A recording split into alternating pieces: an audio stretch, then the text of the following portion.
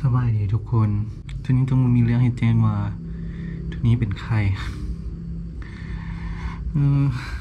ทีนี้เป็นไข้ทุกคนเลยแบบอาจจะบ่ได้ลงคลิปปกติทีนี้จะลงแมน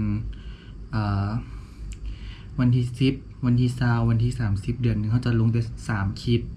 หรือคันเลทนิดนึงก็11 12หรือว่า21 22เลทเดือนใดมี31มื้อก็อาจจะ31สินะซึ่งตัวนี้ต้องกราบขออภัยเดี๋ยวอาจจะบ่ได้มีคลิปลงเพราะว่าตัวนี้บ่สบายไปกวดอยู่ห้องหมอแล้วแบบเป็นไข้ยุงมันเกิดมาจากเสื้อเก่าที่เฮาแบบเคยเป็นอยู่แล้วตอน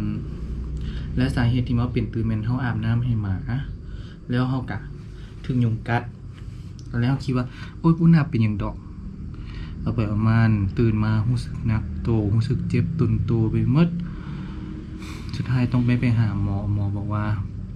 ไข้ยุงจ้า นี่ตอนนี้กินข้าวเปียกคือบ่มีรสชาติอย่างเลยอ่ะเพราะว่าตัวนี้กินรสจัดบ่ได้เดี๋ยวตัวนี้สิฮะคือตัวนี้ต้องได้กินน้ำหลายๆเพราะว่ามันจะได้ขับไล่พยาธิที่มันอยู่ในร่างกายตัวนี้ขออภัยนำด้วยทุกคนบ่ได้ลงเดือนนี้คันว่าหายดีแล้วทีนี้จะกลับมาลงคลิปปกติเด้อแล้วทีนี้มีแผนว่าเดือนเก้า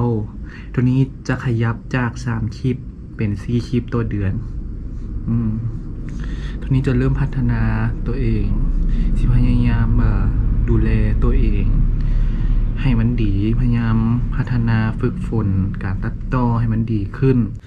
โดยตัวนี้ก็ฝากสำนีทุกคนอยากบอกให้ทุกคนรู้ว่าตัวนี้เป็นไข้คันตัวนี้เศร้าเมื่อใดแล้วแบบตัวนี้จะกลับมาลงคลิปนะตอนนี้ก็